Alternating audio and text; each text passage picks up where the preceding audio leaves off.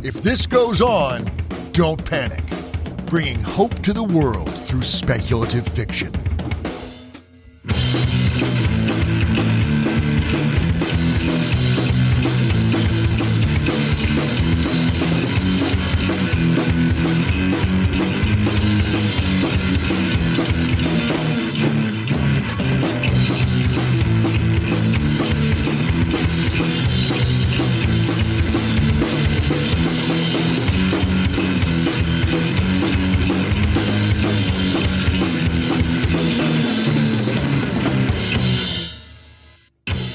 Hello and welcome to episode 23. On this episode, we speak with co-editors of Solapunk Magazine, Justine Norton-Kertson and Briana Castagnozzi. So Diane, how are things going? Oh, pretty good. Getting ready for the holidays here. It's, my Yule is already passed, but we didn't do anything for it really because, but we're planning on going to see the grandkids for Christmas Day, so that's going to be good. Oh, cool. Provided I don't choke the other grandparents, but, that's... Oh, no. That's not good. It's going to be one of those Dar Williams things, right? The Christians and the pagans sit down for the meal and, try not to talk religion, right? Right. Yeah. Oh, gosh. Yeah. We are doing my in-laws on Christmas Eve, and then we're doing me and my kids and stuff on Christmas, and then in the afternoon, my parents drive up to visit, and every year it's like this huge fight to get the in-laws to do Christmas Eve instead of anything else. They just won't bend. Right. And then my wife always gets frustrated. She's like, we do this every year. It's exactly the same thing every year. We always do the same thing. Everyone's happy about it when it's over, but the next year everyone's mad about it. I don't understand. Yeah, people get weird about the holidays, don't they? They're, very insistent on doing whatever their particular tradition is. I'm pretty adaptable, right? I'm celebrating the winter solstice. It's generally a time of year. I don't care what day you want to celebrate it on. Right. Fine. I'll show up and eat the turkey. I don't care. We're generally the same. I mean, the thing for us is that, there's two things. Number one, we don't want to have to drive the kids around on Christmas if we don't have to. Legitimate complaint. Right. Yeah. So that's one thing. And then the second thing is my wife's brother refuses to get vaccinated, so we don't want him at our house. Yeah, no. So then that, of course, throws a monkey wrench into everything, and it all spins out of control from there. Yeah. Anyway, you and Graham had your first episode together. What was that like? We did. It was fun. Graham and I have known each other for a long time, but we don't get to hang out as much as either one of us would like because we're both very busy people. Mm-hmm. And it was really cool to be working with him on a project that we both really enjoy and a subject that we're really interested in. I think, if anything, we were both a little cautious about stepping on each other's toes. I think it's funny that you brought that up because I picked up on that immediately. We just got to find the rhythm, I think it's good to err on that side more than running each other over. Yeah. I was trying very hard to make sure that, because how you and I go, right?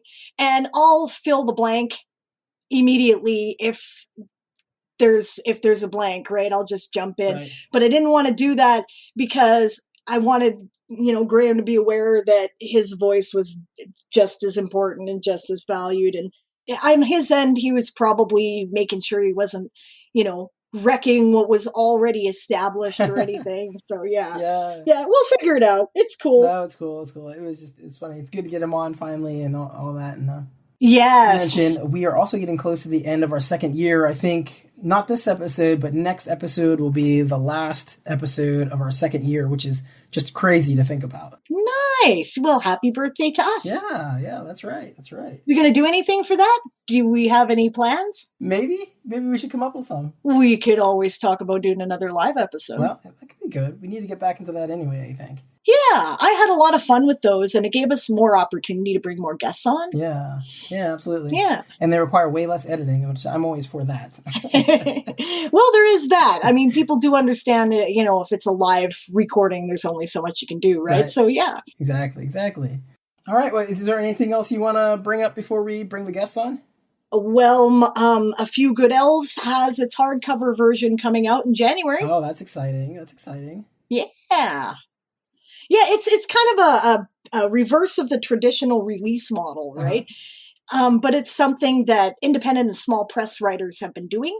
So I'm going to give it a shot. I had some delays in getting the hardcover out anyway, so it just kind of worked naturally into that. But, we'll see how it goes. People have money coming up and gift cards and things from Christmas, and, go get yourself a copy. Because, That's awesome. I just mentioned it to a book reviewer the other day, and she was like, elves in space, yes! So that's good. Nice! Thank you! You're welcome. Of course.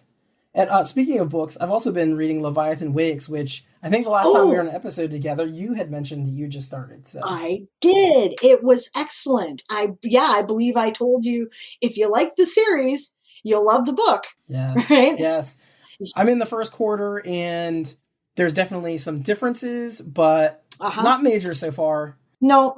I do like the additional insight you get to what's going on, because, books have that additional layer of, you can hear their thoughts, of course, and also, you get those extra scenes that they cut out so that they can fit into a 45-minute time frame, right? Yeah. I mean, there's only so much you can do to adapt a book to a visual medium. Right. And I think they made the right decisions, Yeah. For me, it was really valuable. I felt like I had a missing piece of the puzzle. I was like, oh, okay, now I understand why this person's doing that. And I understand what's going on here. I had real difficulty empathizing with the characters for about half of the first season, right? Because they seemed to be doing, dickish things, and I couldn't figure out why, right? But it makes perfect sense when you're inside their heads, right? So, yeah. I think it's about time to bring our guests on. Let's do it. I'm looking forward to this. Yeah, me too. So coming up soon, Justine Norton-Kertson and Briana Castagnozzi.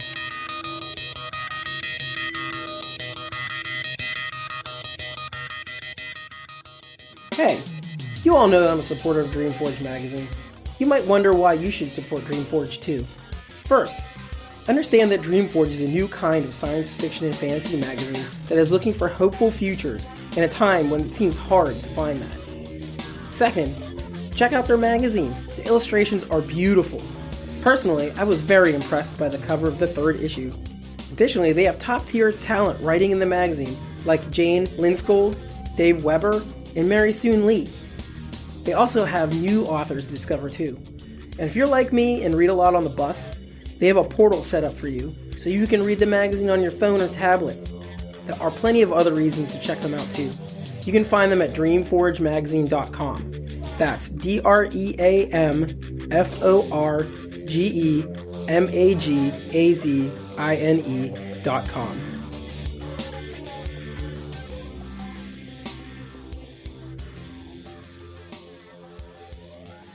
All right, and here we are with our guests. We have Justine Norton-Kertson. They are a writer, publisher, musician, photographer, and community organizer. Their work has been published or is forthcoming in Bombfire, Censorship Magazine, Sledgehammer, Brave Voice Magazine, Alien Buddha Press, which is very interesting. I think we might need to talk about what that is. Rulerless, Jupiter Review, Taddy Zine, Royal Rose Magazine, Southchild Lit, Struxurus, hopefully I pronounced that right, PTO, Serious Flash Fiction, Poet's Choice, and more. She can be found on Twitter at JankWrites. That's JANKWRITES.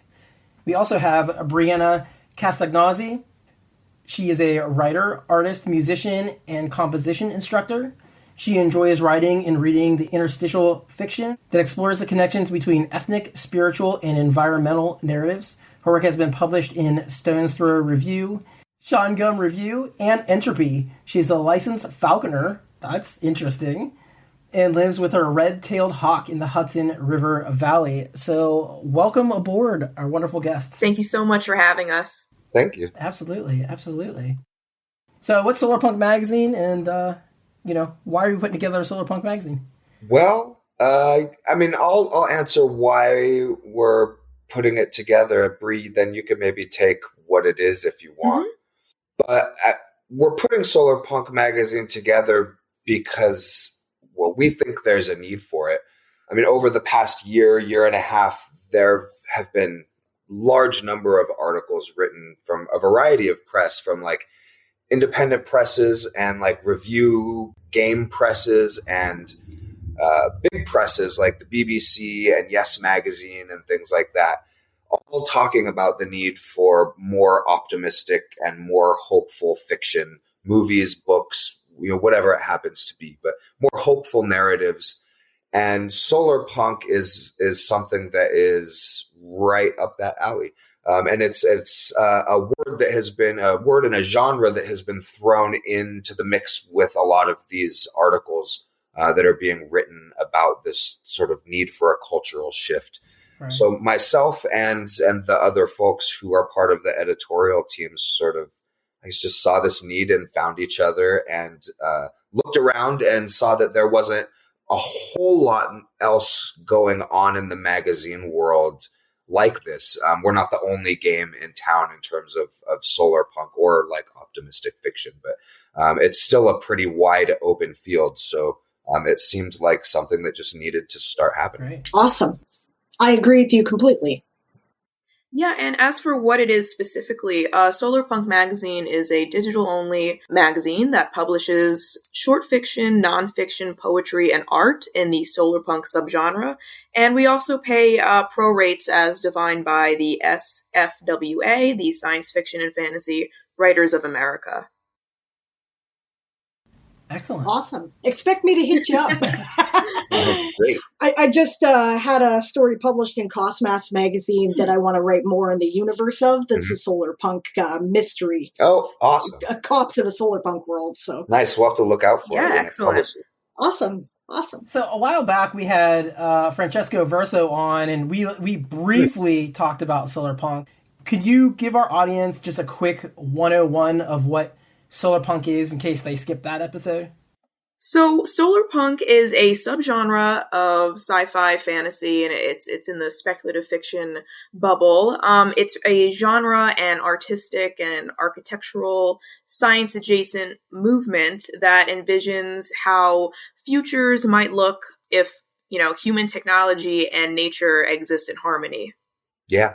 This sounds like an idea that maybe people should pay attention to. I like the fact that people are concentrating on this and more optimistic stories. I keep joking with Alan that some people took the cyberpunk stories as the terrible warning it was supposed to be, and other people took it as an instruction manual. So we're hoping maybe we could have an instruction manual for how to do it right. Yeah, right. I mean, that's sort of the goal, I think. I mean, not that solarpunk stories need to be like a blueprint that, sort of line by line explain exactly how everything's going to unfold or should unfold. Right. But we definitely hope that the more these stories get told, the more they start to leak into the real world. You know what I mean? Awesome. Yeah, I think we could definitely use that paradigm shift. Oh yeah, absolutely. Absolutely. In the terms of story, how is a solarpunk story different than a cyberpunk story? I mean, obviously one's more positive. The solarpunk's going to be more talking about climate change and getting past that, right? But what other ways are solarpunk stories different? Yeah, I would say the big defining factor in terms of particularly the difference between the cyberpunk, but also a lot of other sort of punk subgenres and just science fiction in general nowadays is dystopia versus utopia, right? Where cyberpunk is set in a world or a universe that is dystopian. There are characters who fight back against it, and it can be really inspiring and even hopeful and optimistic in its own way in that sense. But it always exists in this dystopian world, and it never leaves it. Whereas solarpunk starts from the place where like apocalypse has happened and dystopia has happened, but we've moved past it, and now we're either in a utopia or we're like actively building towards one in some way. So kind of anywhere along that process. So Solarpunk really starts with building something better rather than always being stuck in that dystopian universe. Awesome. Brianna, anything to add to that, or did Justine get it all? Yeah, that's pretty much the overarching picture of it. I might also add that, Solarpunk in its utopia or optopia, whatever term one likes to use, it's near utopia is what I like to say, is that there really is a large and encompassing community safe space for marginalized people. They are safe from their government. They are safe from natural disasters that are caused by man. So that's something that I really look for in Solarpunk media. I would even maybe go a step farther and say that, like, one, I'm sure Bree would agree with me. It's certainly not a disagreement. But they not only feel safe, but like in most cases, if not all cases, should be like actively leading the communities in like these worlds we're envisioning. I mean, if we're really serious about creating even just a better world, let alone one that is utopian in any meaningful sense, then, people who are most put out and marginalized by the current dystopian system are the ones that perhaps should be, leading the communities of the future. So yeah, I mean, not only feeling safe, but also like in charge. I kind of like that. It's sort of a pendulum swing, as it were. And I think that people who have been marginalized often can't help but have a really good sense of where the cracks in the system are and how maybe ideas about how they could be fixed. Now, of course, everything has unforeseen consequences, and there will be negative sides to that too that will have to be dealt with as we go along. But sure. It's a good starting point. Yeah, like you said, it's a pendulum, right? So that's a swing one way, swing the other, depending on all of the consequences. But yeah, and hopefully eventually it levels out, right? Yeah, and I kind of think that's what progress is too. Is you solve the current problems, right, and then you stop and you look around and you say, "Oh crap, we've got this new set of problems now," right? And then you figure those ones out. So, Brianna, you said something about optopia. What exactly is that?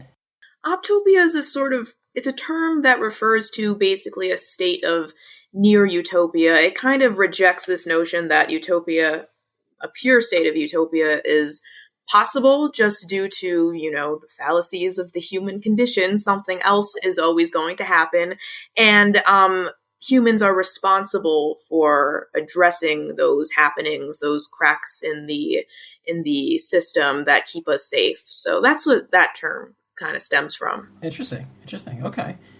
Cool. This is a concept I can get behind. I actually saw just the other day too another term that I assume has been coined recently to mean the same thing, and it's pronounced utopia also, just like the word utopia, but they put an E in front of the U, and for whatever reason, somebody coined that and determined that meant like a near utopia. I'm not sure about the etymology behind it, but I thought it was interesting. If it's pronounced the same as regular utopia, I'm not thinking that's going to get far. It's just too difficult. Yeah, exactly. Which utopia? Not practical. Yeah. The one over there. Exactly. You all mentioned something about community too, and we look at ourselves as related to Hope Punk, right? And one thing that Hope Punk values is community. And, I know Solarpunk does too, as you've just mentioned.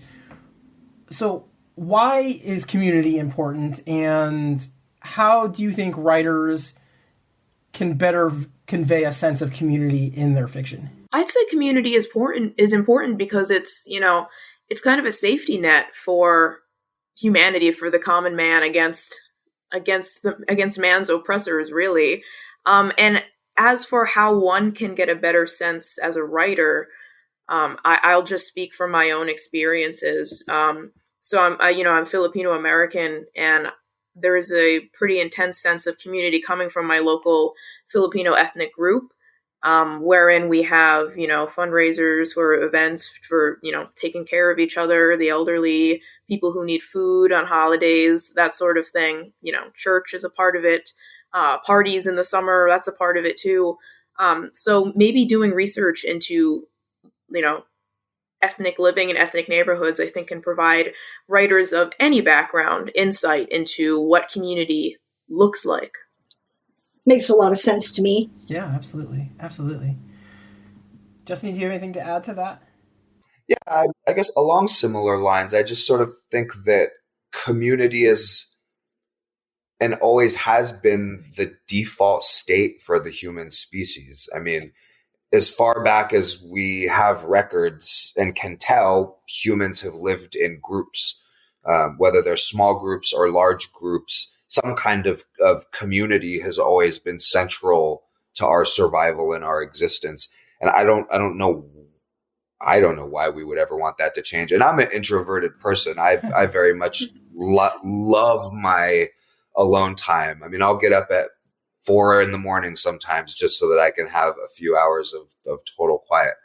But community is just too important. Like, I couldn't survive without other people, and very, very few of us could for very long, if any of us for very long. So, yeah, I agree. And I think community is a big part of the punk part too. I mean, I remember as a young punk musician, going to punk shows and just being like, hey, these people all know each other, and they pretty much, for the most part, all support each other, I mean, perfect example, you fall down in the pit, 3 people grab you and pick you back up, right? Totally, yeah. I think that, capitalism and our particular system of doing things, our myth of, the great individualist, that kind of thing has done a lot of damage to community, at least here in North America. And I appreciate the fact that we're starting to listen more to voices that are calling for it to come back and be a thing again. I think that subcultures, of which, of course, we're geeks, right? We deal with a lot of subcultures. I'm a member of a lot of different groups of various weirdos, and I recognize my people when I see them, right? I think part of the reason why we do the things we do is because we are aware that community is something that we're lacking in our lives, and we're trying to find it in little groups of like-minded people. So I think that it's really cool to be addressed in fiction and show people an example of how this could be a thing. Yeah. Definitely. That's cool. Yep.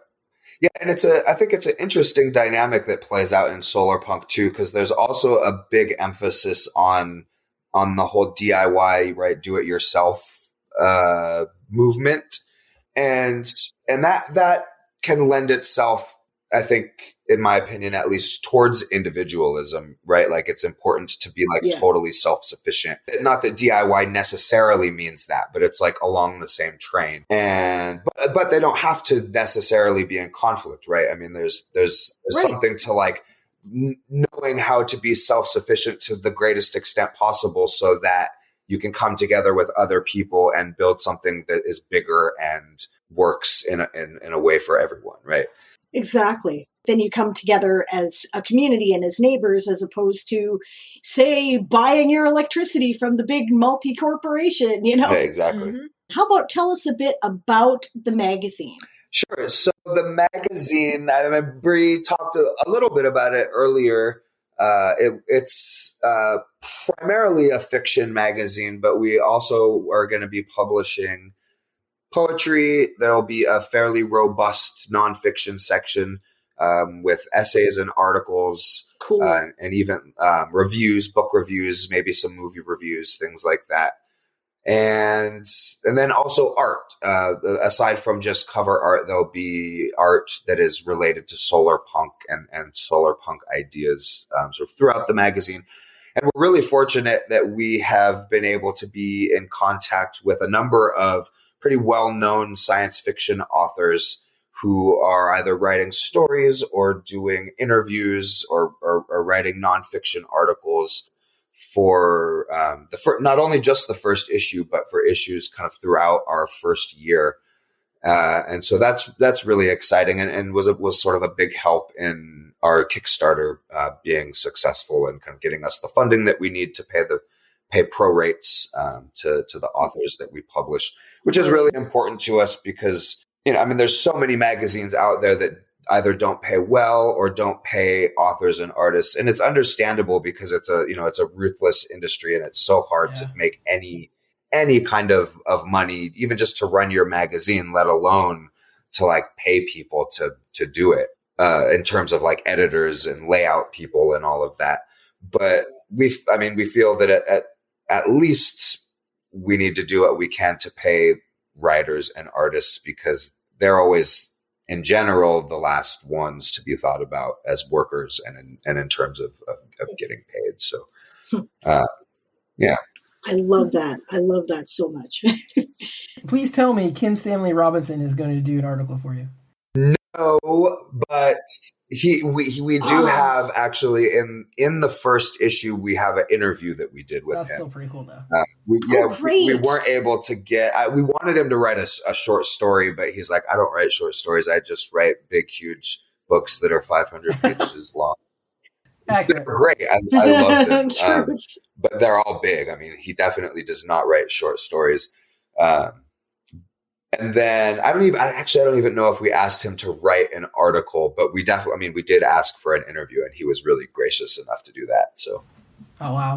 That's awesome. Yeah. I read his Mars trilogy and I have, Ministry of the Future sitting around. I do intend to read that by the end of the year. Yeah. I'm actually listening to that right now, on audiobook. Nice. Yeah, it's good. I'm enjoying it. All of my political friends who are also into science fiction have read it and just rave reviews, Mm-hmm. That's awesome. Yeah. So like what kind of nonfiction are you going to be looking for? I know you said you're gonna have some reviews and stuff, but it sounds like you're gonna have some kind of articles and that sort of thing. Is it gonna be like more towards the practical side of Solarpunk? So we'll be publishing articles, as you said, pretty much what you just lined out for us. And we'll also look at academic papers that have been condensed down. We have pretty specific parameters for those. We're not looking for papers that are extremely heavy with scientific vernacular because, part of hosting this magazine is the form of science communication in a way. We want our audience to be able to understand what they're looking at. So as far as articles and academic papers are concerned, we are looking for, non-jargon, non-vernacular heavy writing. Right. Cool. Yeah. I would just add to that in terms of like style of nonfiction, it really is wide open. Everything from like instructive, like I know we have an article that talks about, in particular gardening and things that people can do in order to like prepare home gardens for changing climate. But then also, we're looking for things like creative nonfiction about how much you love your Solarpunk project, whatever that happens to be, the homemade solar panel you're making or XYZ. There's so much nonfiction out there and it kind of runs a really wide gamut of styles, and artistry and creativity. And we're hoping to see kind of all of it and be able to have a really kind of diverse nonfiction section. That is awesome. I've got a lot of friends who are into the DIY aspect of greening and Solarpunk and, doing what we can, organic gardening, electricity in your own property, stuff like that, right? So I will tell them that you are looking for that kind of thing. Yes, please do. And also, our magazine, I don't know if we said this already, but I think it's important to note that we publish 6 issues a year. So that's 6, open submission periods. So like, scattered throughout the year. So there's a lot of opportunities to be published. So yes, please send to us. That's fantastic. I hope you've got a long list of alpha readers lined up, because you're going to get a lot of info with that kind of schedule. That's great. Yeah, that is a pretty ambitious publishing schedule. I will agree.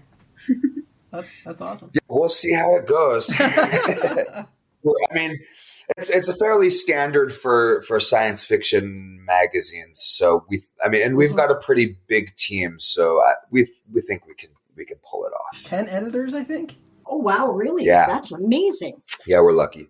Yeah, that is great. So you've got 10 editors. Can you tell us about them? Yeah, it's a great group of people. It's an international team. We have people all over the world in, well, not every time zone, but just about every time zone, it seems, which makes putting meetings together fun and interesting. Can relate. Managed to work it all out, but it's a great group of people. They're professional editors, writers, entertainment marketers. It's academics, professors. It's a great group of people and a really diverse group of people, really spread out across all of the departments. And yeah, none of what we're trying to do would be getting done without all of them, really. That's fantastic. Yeah, absolutely. Now, do you mind if we segue a little bit? I kind of want to ask you about the practicalities of Solarpunk. Like, what does Solarpunk look like when it's applied to real life? Like, what are things that people can do? Yeah, so Solarpunk, when it extends beyond its movement, because, movements don't really have as much oomph or meaning behind them when they can't be applied to real life.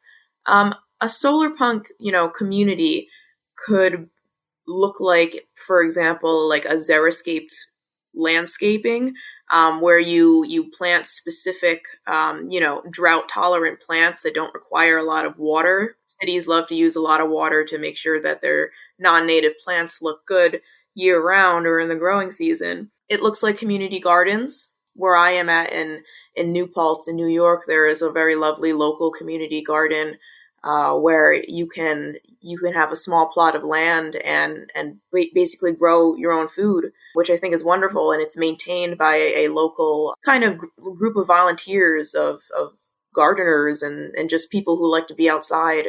It looks, it really looks like that, like communities coming together and making things happen, making food grow, passing books around, fixing things. We want to escape from that throwaway consumerist culture. So we like to band together and fix things if we can. Yeah, that is a great idea. I'm behind this right to repair. Right? I'm so tired of everything being designed to be disposable crap to make somebody more money and, continue to contribute to the waste in the ocean and the damage to our climate. They used to make things that they intended not to break because it was supposedly good business. Let's go back to that. Yeah. I love hearing more and more about the Solarpunk stuff, and I always think, like, how can I personally get involved in this kind of thing? Or, how can I understand how to do this stuff practically? Can you suggest any, like, groups or organizations that might help people get more involved? Other than your magazine, of course. No. I don't know of any. Honestly, I think there's got to be out there. I'm sure there's Solarpunk meetups and stuff. I know there's a group in Portland called Solarpunk Portland in Portland, Oregon. If people are in that area, but there aren't a lot that I know of. There aren't a lot of like Solarpunk specific groups out there, at least not that are calling themselves that. I don't know. Do you know, Bree?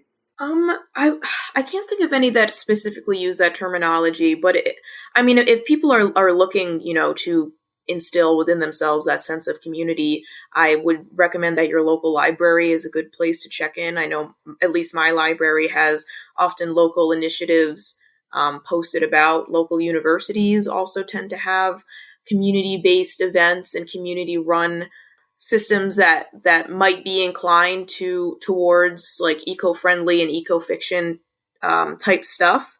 But I can't think of any off the top of my head that are, glaringly solarpunk. Yeah. And I mean, another way to go would be to look into groups in your area that are just related to climate change and like working towards solutions to climate change in any way.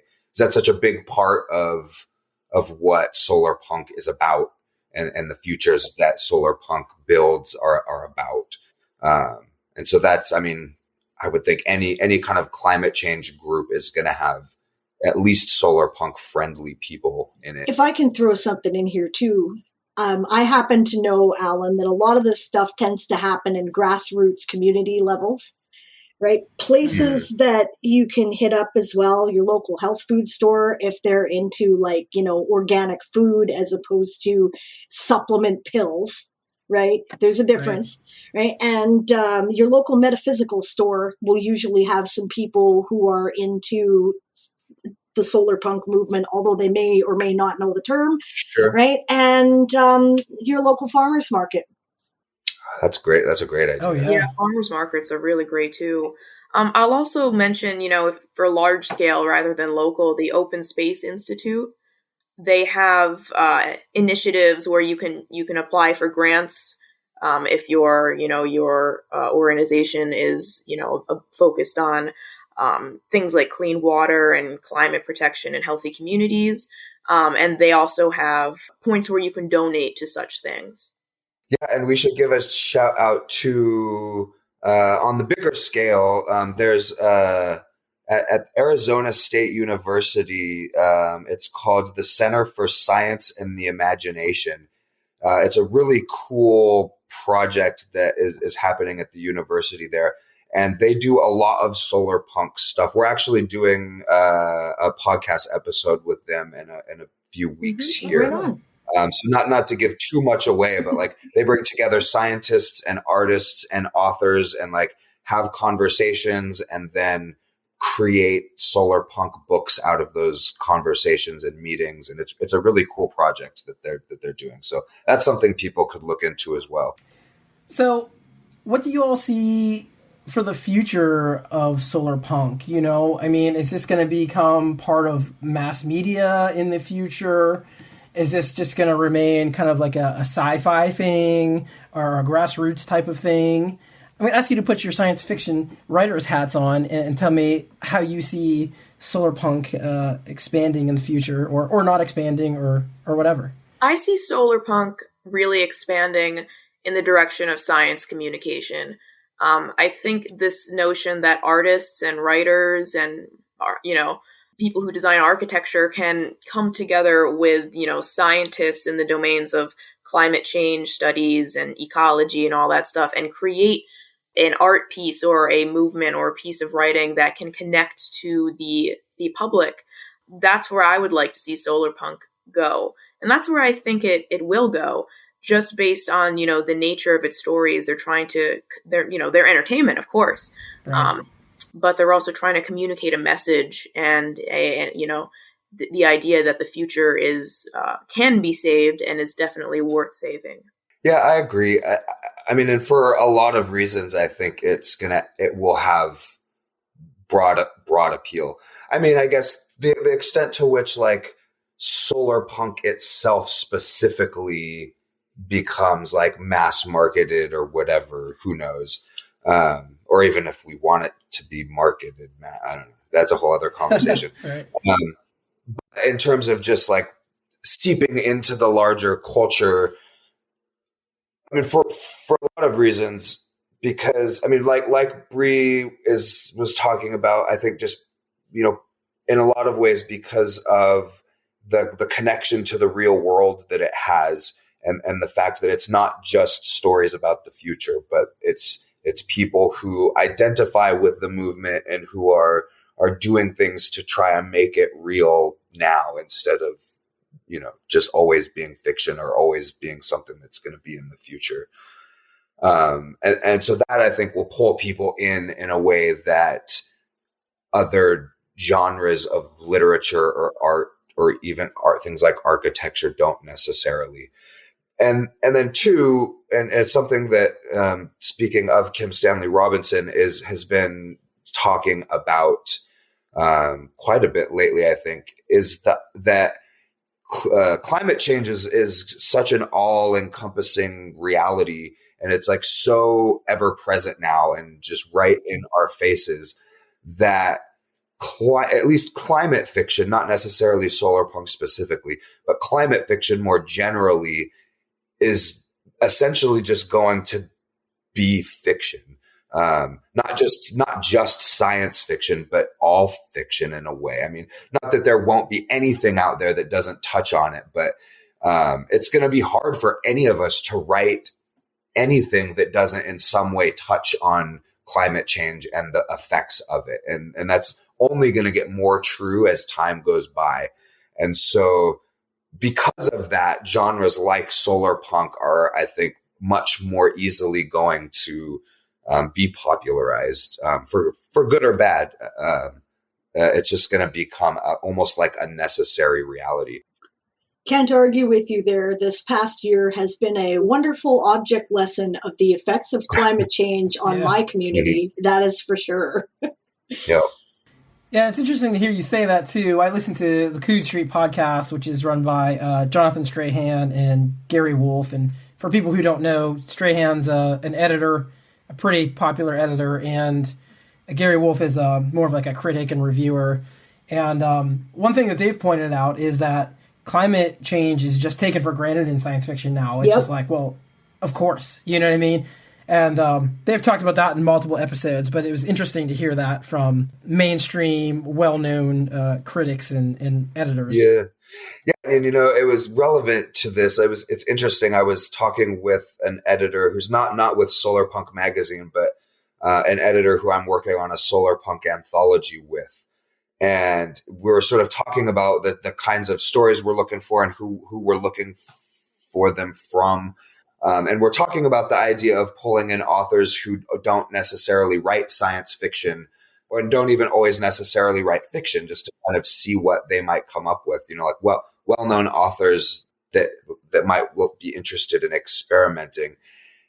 And so one of the things that we talked about is that, to write Solarpunk science fiction, it doesn't even really necessarily have to be science, right? You don't have to be a science fiction writer because it is almost just like it's taken, like you said, it's taken for granted in science fiction, and it's getting to the point where it's just present day fiction, not even just present day fiction, but just reality. And such a, like I said, such an ever present reality that I almost feel like anyone who writes fiction can write Solarpunk fiction, even if they have no interest in science fiction. Yeah.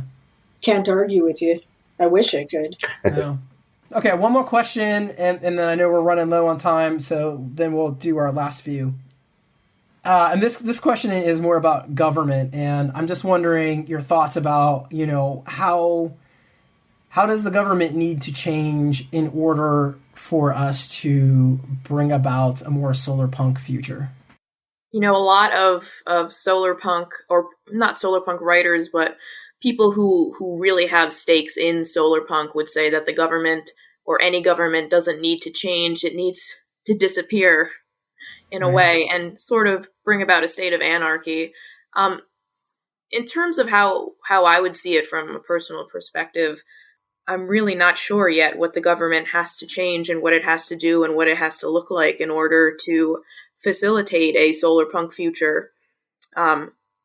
Are we leaning towards anarchy, or are we leaning towards reform? And that's still a question on my mind. I was just going to say, I'm definitely an anarchist. I'm not the type of person who thinks that necessarily all of the structures that we rely on in society should just disappear all at once. And that that would be pretty disastrous.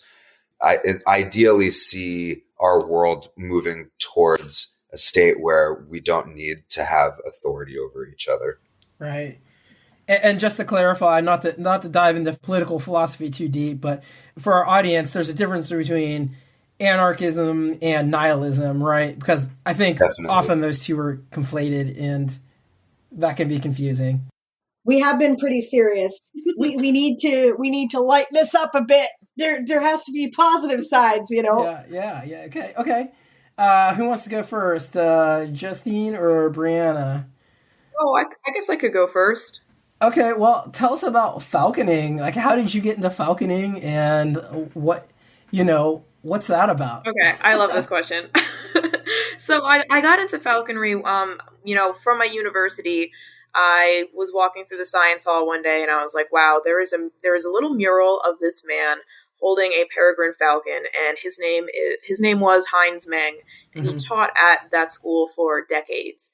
And I learned about him and how he was an ornithologist and a falconer, and how he, with just a small group of other Cornell graduates, basically saved the peregrine falcon and other birds from extinction during the 1970s, when DDT was widely used and it was destroying these birds. He saved them because he was a falconer and he was in touch with other falconers, and he used their birds as breeding stock. This is when the peregrine falcon was extinct in my region. Mm-hmm. I see them flying over the bridge now, and those are, just to think that those are all descendants from this one man's initiative is really powerful to me. And that's why I started looking at, I was like, hey, I want to get a falconry license too, so I can be a part of this. That's cool. I wonder how far that spread, because the peregrine is one of the, native birds around my area. Like, it wasn't naturalized. It came from here. Right. So I wonder how much of that came from this breeding program too. That's really interesting. Yeah, thanks. Yeah, no, it's very possible that these birds, they migrate and travel and pass on their genetics. And yeah, and I mean, I will say that falconry in the United States is very conservation heavy. That's not necessarily true for other countries around the world. Falconry at its core is training and hunting with a bird of prey. It's not always rooted in conservation, but from my angle, I like to take it from a conservation lens. That's awesome. That's awesome. Cool. I don't think I've ever met a falconer before, so nice. You have, actually, because you've spoken to Mercedes Lackey and Larry Dixon, so you have. Oh. They're falconers, too. Okay, yep. I did not know that. Yeah, I'm pretty sure Bree is the most badass person on our editorial team. I believe you. Well, I think writer, artist, musician, and falconer, you're killing me here. This is awesome. That's a good bio, yeah. So, Justine, I was going to ask you about the Alien Buddha Press, but I feel like that's probably not a personal enough question, because you probably just submitted to them, right? Yeah, and I don't really even know much about them, except that they have a really cool name. They do. So, if you don't mind, I was just asking you about your musicianship, because I'm also a musician, as I've already mentioned. How did you get into music, and how's that influenced things for you? Yeah, I've been playing music for a long time. Since I was a kid. I started playing guitar, and I play a lot of instruments. Not as well as guitar, and it's like a lot of things a little bit, I guess. But then guitar really well, but also banjo and mandolin and some piano and percussions and all of that stuff. Pretty much any stringed instrument, right.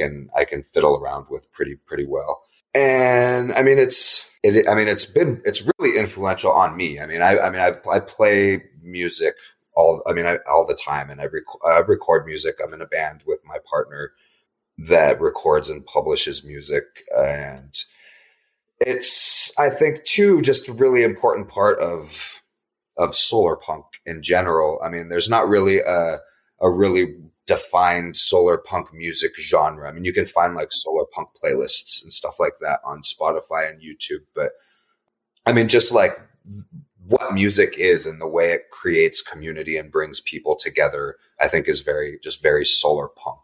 And I couldn't imagine a solarpunk community that didn't have a lot of music. Not something I've ever thought about, but now that you're mentioning it, I'm seeing it. I'm like, oh yeah, I guess so, eh? Yeah, I never did either. I'm like, I need to write an article now. This is a great thought that I had not had. Yeah, I'm a musician too. I get you. I'm gonna start looking for Solarpunk subgenres of music, or maybe I should just create one, because I was just at the music store looking for a new bass amp yesterday. There you go, Alan. I know a lot of not all, but a lot of the stuff that I've found that sort of gets labeled solar punk does actually try to kind of capture the mood and the spirit of it, even if the musicians and composers didn't intend it or have solar punk in mind. But it's often like electronic music that is fairly mellow, and a lot of times has like some nature and animal sounds mixed in with it. And so sort of kind of like balances the kind of like electronic technology side with the more natural, Interesting. nature of life. Which is an interesting take on it. I don't know that is what solar punk music has to be necessarily, especially since I'm not an electronic musician. Right. It kind of vaguely reminds me of that one Neil Young album where he mixed in like the nature sounds in with his songs. Do you know the one I'm talking about? Mm-hmm. Yeah. All right. Yeah. Not the title of it off the top of my head, but It's a more obscure one. I can't remember it either. I have an album that I made that was an experimental thing where I was mixing electronic sounds and things like, real drums and vocals and wooden flute and, a bunch of stuff like that, inspired by the elements, right? Was the whole, and then I put in nature sounds of those particular elements. So I'm like, so there's a name for this. Okay. I'm going to add solar punk as a tag on that one. that definitely sounds solar punkish. Look at it, Diane. You've been a solar punk musician the whole time and didn't even know it. I guess so, eh? Awesome. All right. So we gotta wrap it up here. Yep. We've got two final questions for you. The first one is, what is giving you hope right now? Brianne, you want to go first, and then Justine? Sure. Yeah, so what's giving me hope right now? Well, for the past 2 years, we've been going through hell, basically, everybody on this planet at once, varying degrees of it. I'll cite something specific. The Stop Asian Hate hashtag on various social medias was something that spoke to me personally. People from different backgrounds, different races, different genders, and classes coming together to rebel against, this racial oppression of Asians that was kind of exacerbated by the COVID-19 pandemic. To me, that's very solar punk aligned, caring for each other, looking out for marginalized people. And that's something that gives me hope. That's awesome.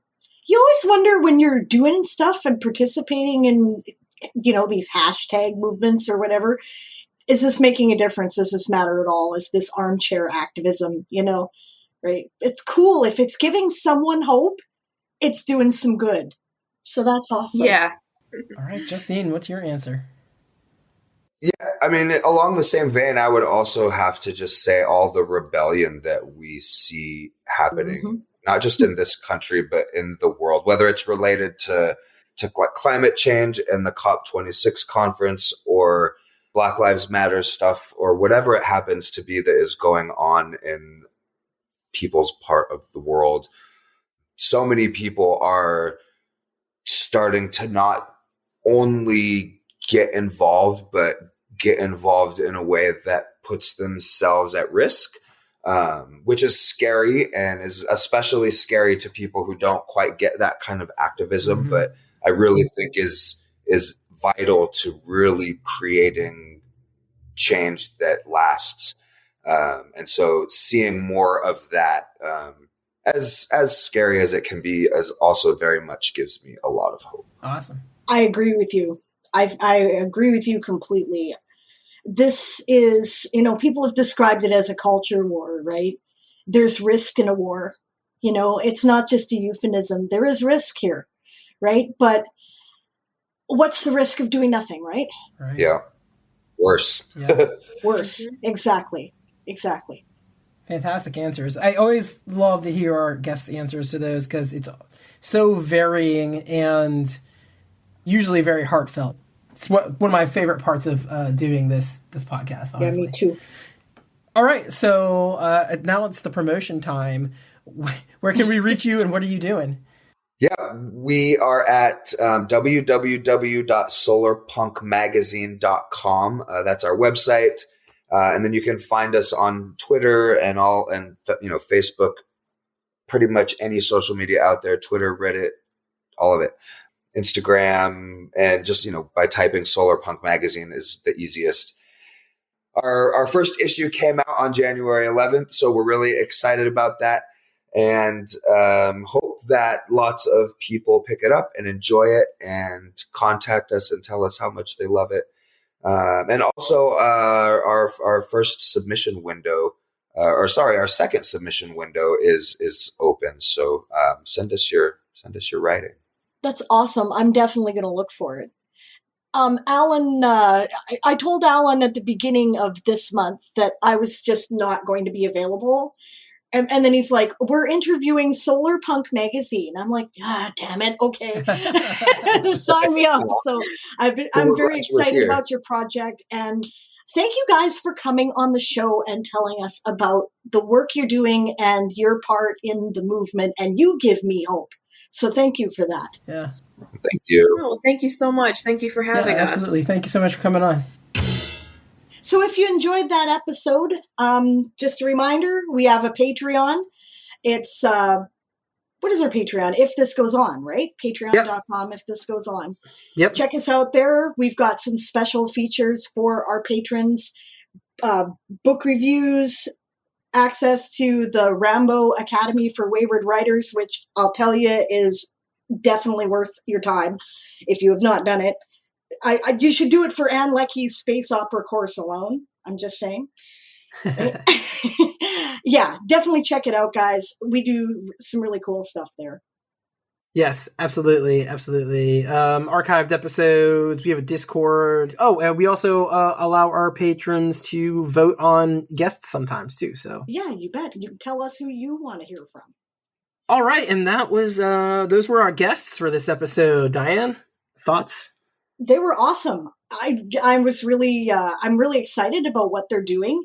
I see it as kind of a bit of Omni magazine with a focus specifically on solarpunk interests and technologies. I think that's kind of where they're going with it.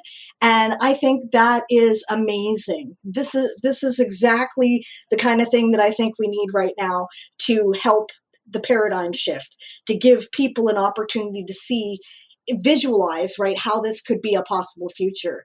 One of the big criticisms against green movements is that it's either economically unfeasible or that it's impractical or that it's going to lead to everybody living in sackcloth or something. And nothing can be further from the truth. Sackcloth. Well, seriously, I mean, people seem to think that, it's not how it works, right? It's actually, in many ways, much more economically efficient. It builds jobs, and we're realistic, right? Like, realistically, we know people aren't going to live in a barrel, right? And nobody's asking anyone to. I knew a lady who, she's a good friend of mine. She has a straw bale house. It is so warm and comfortable. Before that, she had a yurt. The yurt, I've never been more comfortable in a place in my life. There's something about a round room that just fills you with peace. And it was, people would complain, oh, maybe it's, it would be cold in the winter. No, I was out there in -40. It was fine, So we can do this, right? And I think it's really cool to show how it can be done. And to show people, because you can talk about all the figures you want, but people don't translate data well. Yeah. People need to see it in their imagination. Yeah. And I feel like there's an element of practicality to solarpunk that isn't there for, I don't know, some of the other subgenres that writers we interview are in, you know what I mean? There's a certain immediacy to it, as opposed to cyberpunk, I mean, there's a lot of neo cyberpunk, but to me, it's still very nebulous. You know what I mean? Yeah, I know what nanobots are. Yeah, it's fun to write in that nebulous area, right? And use technology basically like magic, and that's fine. Yes. I write a lot of that stuff, and I really love it. But Yes, but this is a cool way to think about what the next step is. Yes. You know? And that's exactly what I'm trying to say. I mean, like I said, like, nanobots, great, but what does it really mean? Whereas with Solarpunk, it's like, okay, so I know that if I get solar panels, and then this is what the future might look like if everybody did this certain thing that I can understand and I can touch and I've heard of. You know what I mean? Yeah. It's kind of a near future science fiction, fully ingrained in the problems of our time. Absolutely. And that's one of the things that science fiction in general does best, is helps us look at the problems of our time and think, how can we make this better? Or what are the consequences if we let this get worse? Yeah. Okay, don't go anywhere yet. Up next is our Spec-Fic Partisan column with Rick Claypool, writer for Public Citizen and author of Leech Girl Lives and The Mold Farmer.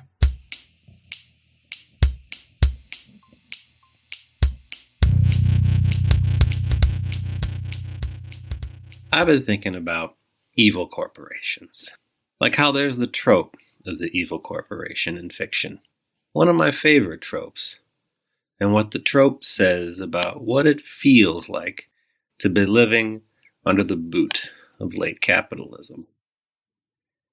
Some examples in no particular order are fictional multinationals and multiplanetals like Weyland-Yutani, the corporation attempting to monetize the aliens in Aliens. Apex Cybernetics, the big tech corporation behind the big bad in Godzilla vs. Kong. Omni Consumer Products, the police privatization/roboticization business from RoboCop. And Regal View and Worry Free, the telemarketing and forced labor businesses in the dystopian world of Boots Riley's Sorry to Bother You. The trope of the evil corporation is popular and useful because, well, our society leaves millions and millions of workers with no choice but to let themselves be harnessed by one corporation or another to carry out its profit over everything else purpose. Want to make a living? Pay off your student loans? Feed your family? What choice do you have but to latch yourself onto some business or another? A business whose activities might include evictions and repossessions, banks, denying health care, insurance, price gouging patients, pharma, monetizing rage and depression, social media, making people unhealthy, junk food, booze, tobacco, making and selling weapons of mass destruction, military contractors, exploiting underpaid workers abroad, screwing workers locally, ripping off customers, destroying communities, poisoning the planet, taking advantage of anyone and everyone who can be taken advantage of to wring as much profit as possible from as many people as possible. I like the trope of the evil corporation, in part because the individual corporation makes for a useful, if imperfect, stand-in for capitalism itself. Just as it is easier to imagine an end to the world than it is to imagine an end to capitalism, it is easier to imagine a conflict with an individual corporation that stands in for some aspect of capitalism than it is to imagine a conflict with the entire system itself. After all, conflicts with individual corporations is a typical way individuals living under capitalism experience their oppression. Whether they are suffering under abusive bosses, being ripped off as consumers, enduring local industries dumping toxins into their air and water, and so on. The trope of the evil corporation often, though not always, brings with it the anti-corporate hero who fights back. The journalist, the whistleblower, the activist, the worker. Sometimes it's an individual, a fictional Ralph Nader against the fictional Corvair. Sometimes it's a team, a union, an organization, a squad. Reflecting reality, victory against the evil corporation is never complete. In fact, the closest thing I can think of a total victory against an evil corporation is the end of WALL-E, the Disney robot romance, And even there, the outcome is that the demise of By and Large occurred as a matter of course, not because of any actions performed by the protagonists. Like a dead god, the Walmart analog's power made it able to determine the shape of future lives long past its demise. More often, the best our anti-corporate heroes can achieve is a provisional win, the destruction of one of the Hydra's heads, and the subsequent bracing for battle with the next two they know will sprout up in its place. Like the Terminator film's Cyberdyne systems, the evil corporation adapts and upgrades to keep coming back, a slick and sophisticated greed machine that only gets harder and harder to kill. Win or lose, we're rooting for the anti-corporate hero. This, I think, is one reason Raytheon's sponsorship of the latest Hugo Awards in Washington, D.C. sparked such a swift and furious backlash. The evil corporation is supposed to be the villain. The anti-corporate hero is supposed to be the hero. The Hugos are a celebration of stories. And it's an unpopular story arc. The powerful crushed the powerless, and the powerless submitted to the authority of the powerful, and they lived forever, groveling ever after. Of course, there are all kinds of cliques of power worshippers in Washington, D.C. who are constantly reproducing the real-world version of this story arc. As unpopular such a story might be for readers, it is the ruling class's favorite story, and they write it through laws, not paperbacks. They write it through a $30 billion increase to the military budget despite the end to the war in Afghanistan, and they write it through so-called moderate lawmakers using an extreme fiscal responsibility excuse to withhold funding for childcare and healthcare and student loan forgiveness. I think one reason many readers enjoy the stories the Hugos celebrate is that they offer an alternative to our reality, where the powerful are constantly crushing the powerless. A military contractor whose products include missiles, drone swarms, and an experimental vehicle-mounted so-called non-lethal heat ray for governments to use against protesters.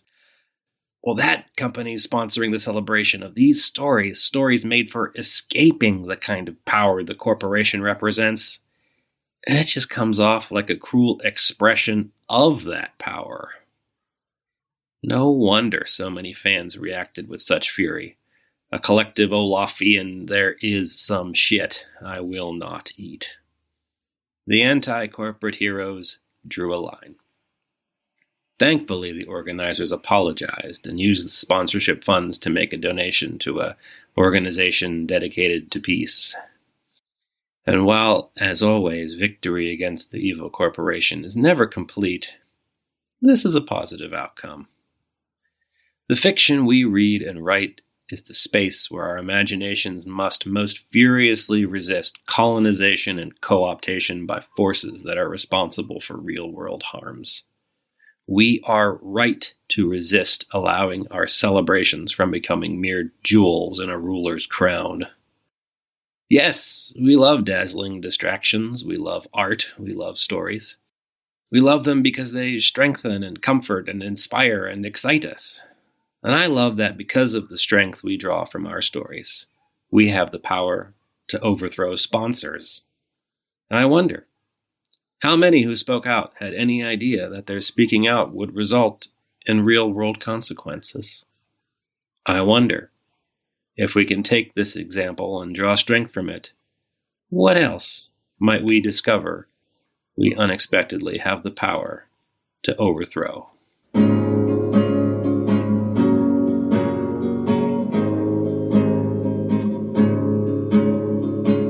If This Goes On, Don't Panic is edited by Alan Bailey, with production by Joan Iglesias. Our theme music is by Father Flamethrower, additional music is by Christopher Snydrosky, and outro music by Sable Aradia. Intro by Dave Robison. Special thanks to our guests, Justine Norton-Kertson and Briana Castagnozzi. Thanks for supporting us, and we'll see you again soon.